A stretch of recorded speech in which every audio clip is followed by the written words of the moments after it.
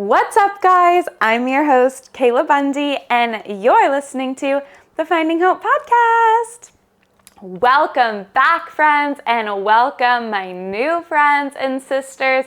I'm so happy you're here. If you are looking for a community, a sisterhood, some good girlfriends to do life with, and actually talk about the real stuff and how to get through it, then you have found your perfect place, and I'm so happy you're here.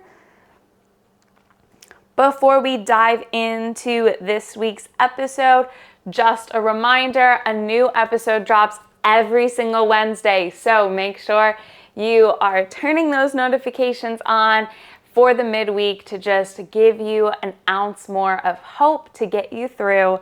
And don't forget to rate this show. You guys have no idea how much that means to me and how helpful it is.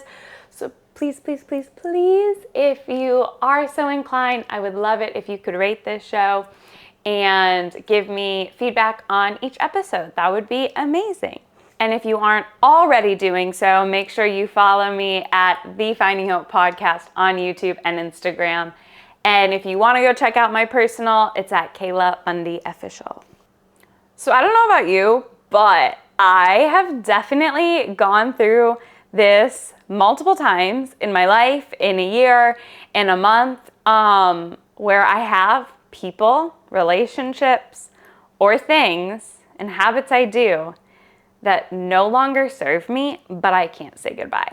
For this week's episode, we are going to be talking about how to actually let go of things that no longer serve your life in the ways that maybe they did originally, or are holding you back in ways, and maybe why we kind of hold on to those things and how to actually let go of them and sacrifice them. So I'm excited because I was at this birthday party, or it wasn't a birthday party, it was a pool party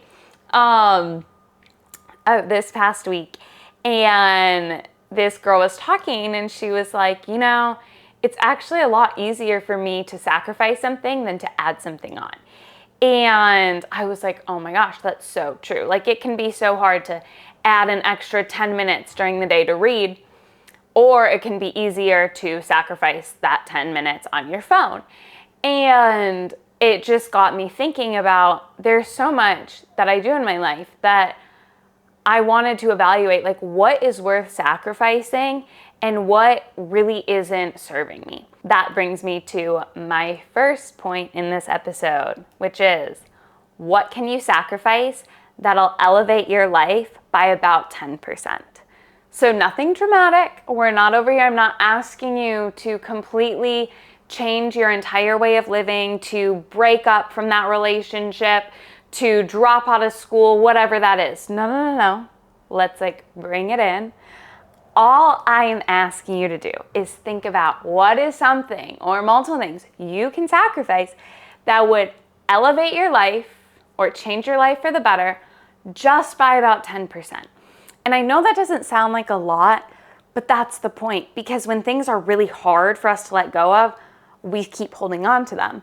But things that are a little bit more in the in-between, we usually overlook those things, and then they just linger on in our life, and over time slowly keep holding us back from all the places we could go. So to identify this, I want you to ask yourself, what causes you stress? What causes you stress in your life? Is it when you wake up and you check your phone and you see all the million things you have to do? Is that stressful for you? Or when you run into a certain friend group that maybe encourages you to do things you normally wouldn't have done if they weren't there, does that cause a little bit of stress and anxiety? Or it could even be you love this TV show, but every single time you watch it, you feel a little bit more anxious and stressed out. Or maybe it's on a bigger scale, and maybe you do like to party, but maybe you notice that afterwards your head feels a little groggy. And if you're not getting drunk, maybe you still feel cloudy the next few days after, and you notice how that affects your health and your body. Or you're only drinking because all of your friends are and you want to have something to hold and that sort of a thing. And when you go out, it's awkward, and that brings you stress and anxiety. It can be anything like that. So bringing it back to what can you sacrifice that could elevate your life 10%? Ask yourself, what causes stress? And then I want you to ask yourself, what decisions can you eliminate? So for me, I was getting really anxious throughout my days, feeling like I was not getting enough things done, on and on and on. I felt very stagnant, like I wasn't getting where I wanted to go. And every single morning, I'd wake up and I would get on my phone.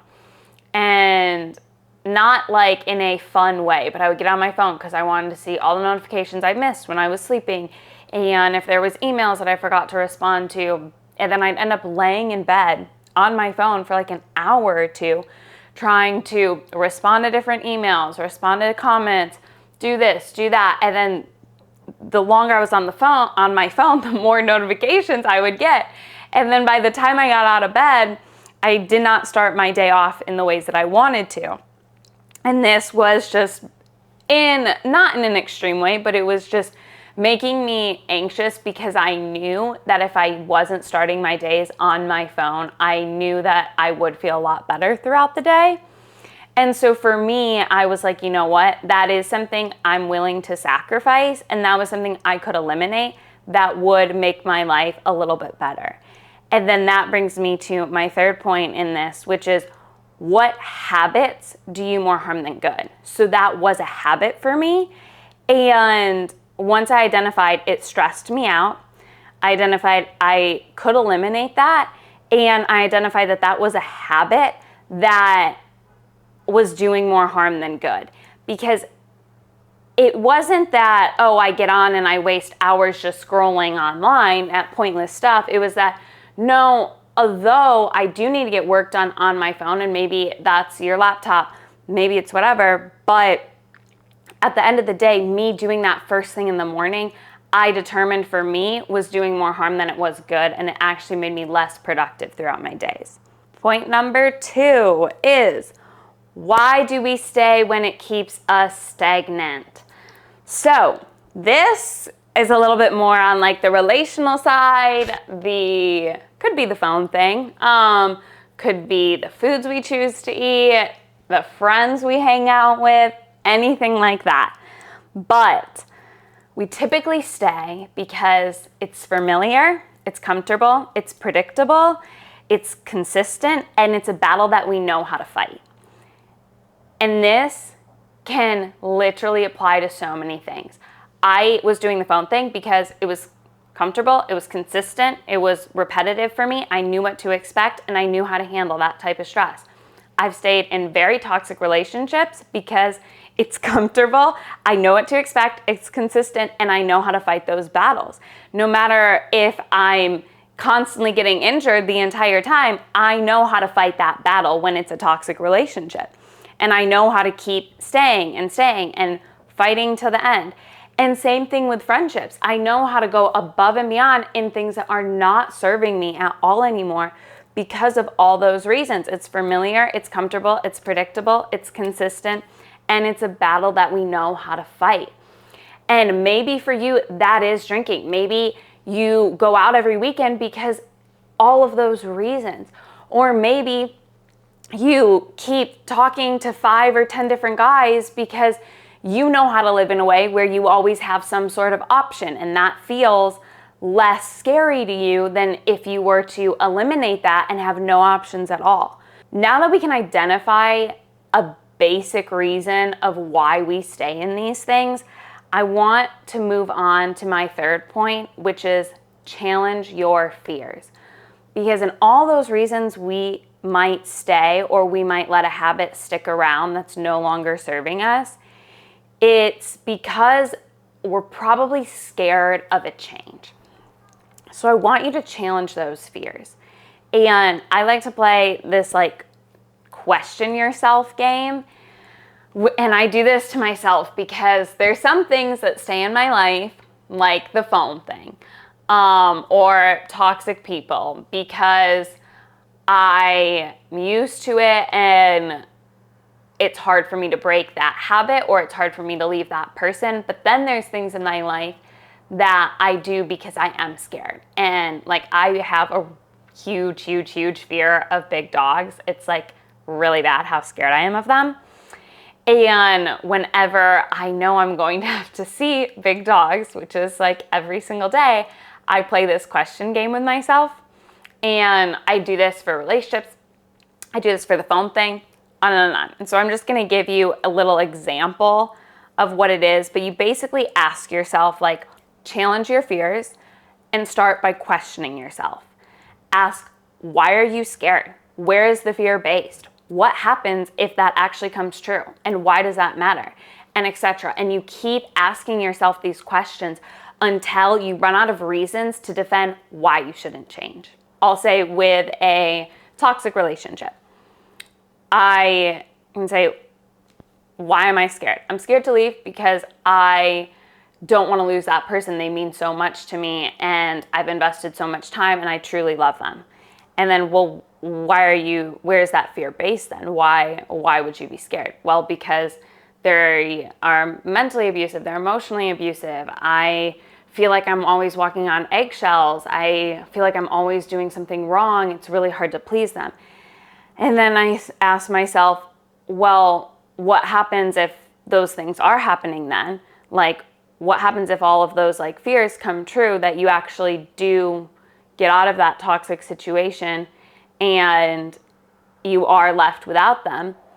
Then I have to answer that for myself and be like, okay, well, what happens if this comes true? Well, it would suck. I would really miss them. But at the end of the day, I can't change them. And I would live without all of this stress and anxiety and feeling like I'm always a problem and a burden. And then I just keep going and going and going until I get to the core of like, well, then why haven't I changed? And I had to do this with the phone. I do this with my fear of dogs constantly. Every time I have to see a dog, I have to be like, Kayla, why are you scared? And for me, it's a long story, but summary is like, because I almost got attacked multiple times. And then, well, nothing ever happened, so what makes you think you're going to be attacked? And then I tell myself, because they can sense fear. And then I'll be like, okay, well, what happens if they sense your fear? Well, then I would find a way to calm myself down and I would hope that they don't bite me. And then what happens if they bite you? Well, then I guess I go from there and I know God's got me and I'm eventually going to get through it. And He's protected me every other time, so He'll probably protect me this time. And I have to like really try to talk myself out of my fears and challenge myself. The last point to wrap this all up is 3 words. It's commit, accountability, routine. So commit to the change. Don't give yourself an option to go back. Commit to 1 day. Turn that into 2 days. Turn it into 5 months. Turn it into 3 years. Whatever it is, just commit. And I did this years ago, maybe 5 years ago at this point. I was eating way too much sugar. I was literally 90% of my diet was just processed sugar. It was so bad. And I heard how somebody they hadn't had refined sugars in a year or something. And I was like, oh my gosh, that's insane. And I got to a point where my health was so bad, my skin was so bad, I was injured all the time. And I was like, you know what, maybe I should try that. So I was like, okay, you're gonna go a year with no refined sugars. A year, you can do it. And you don't have to be that extreme. I'm a very this or that person, but give yourself a day. Say, I'm gonna go a day without talking to that friend group. I'm gonna go a day without looking at my phone in the morning. I'm gonna go a day without gossiping. Because gossiping, that can be a big one that we don't want to let it go because it is fun and it does serve a purpose, but is it serving the right sort of purpose? And maybe you challenge yourself, I'm not going to gossip for 1 day. And over time, you get through that 1 day and then challenge yourself, okay, well, let me try 2 days. And then let me try 3. And that's what I did with cutting out refined sugars. I only ate natural sugars, which was maple syrup and dates and then from fruits. And I did it for a year. And then I was like, oh my gosh, I can't go back. And then I did it for 2 and 3 and 4 and so on and so on. And it's been like almost 5 years since I basically haven't had any refined sugars. Occasionally they're in things because they're in absolutely everything. They're in ketchup, barbecue, on and on and on. They're in rice even. But I'm so aware of it, and my body now has actually built up an intolerance to where when I do have refined sugars in a normal amount, like literally it could be I get a drink from Starbucks that's like a caramel latte or something. If I have that, my throat literally closes up and my body is rejecting it so much because it knows how horrible it is for me, and I've gone so long without it that even if I wanted to bring that back into my life, my body has already adjusted to a better way of living where no part of me craves it, wants it, or would even desire that, because I know how much I'm affected when I have it. And over time, you'll see that, like, oh my gosh, like, I actually don't even want to gossip anymore. Like, my life is so much better off. I'm way less stressed. I have way better friends. I'm meeting way more important and intelligent people than I was. Or with that toxic relationship, when you leave, you'll look back in a year or 2 years and you'll be like, oh my goodness, I am an entirely different human, and it's for the best. And now I don't even want what I once was so in love with. So commit. The next one was accountability. Don't grow alone. When you do things alone, it's so easy to fail or give up when you're the only one watching and you're the only one that knows. But when you bring other people into that, you usually will subconsciously hold yourself to a higher standard. And I know, like, there will be certain things, like with my workouts, okay, where I'm like, oh, I really want to do this challenge. And I'll think about, oh, maybe I'll like post on my story so you guys can like see the process and on and on. But then in my head, I'm like, oh, well, if I miss a day or if I do this or if I don't do this, then like they're all gonna know. And so sometimes I won't, and that's a me thing. I need to work on that. But when you bring other people into it and you know they're gonna hold you accountable, yes, it's harder, but it's actually a million times easier, because when you have people that hold you accountable, they're not only just there to hear whether you're doing it or not, they are there to encourage you, to support you, to motivate you, and to get you out of your head when you're wanting to go back to that thing. And all of those things can create this momentum that keeps you going and keeps you running in that direction that you want to go. So let those people in to call you higher, to inspire you, to motivate you, and to praise your discipline.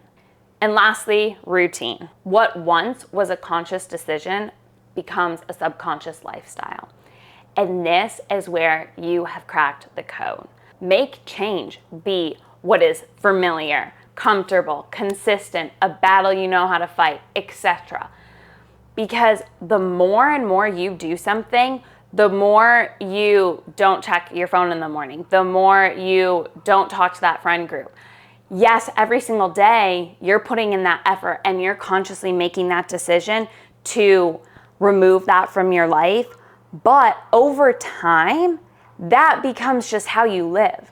At first, every single day after my breakup, I had to consciously be like, Kayla, don't text him, don't call him, don't look at things, don't this, don't that. And now, like, however long after, it's been a long time, however long after, now it's not even a thought in my mind. It never appears in my head, oh, don't call him, don't talk to him. That's so far gone. It's not a conscious thing. Now it's subconscious that I'm living in a way without him. And the thing with my phone, now I'm in the process where, yes, I'm still being very conscious every single day, because I've only been doing it for like 2 or 3 weeks now. But it's going to become to a point where, oh, this is such a just routine for me. and I'm not even thinking twice about it. I don't need an extra dose of energy to motivate myself.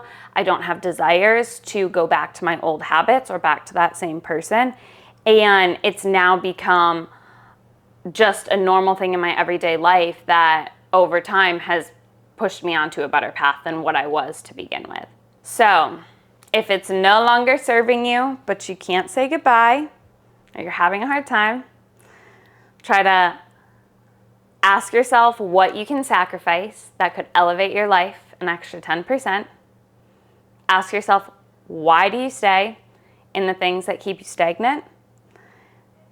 I want you to challenge your fears, and I want you to commit, gain accountability, and develop a routine. I love you guys. Don't forget to rate this episode. Go to Instagram. If you are listening to this episode, share it on your story and tag me at Kayla Bundy Official or the Finding Hope podcast so I can reshare you guys and we can keep building this community and attracting all of the right people so we feel so much more together and we're not alone in this journey. And I cannot wait to talk to you guys next Wednesday because a new episode drops every Wednesday. Have an amazing week. I love you. Bye.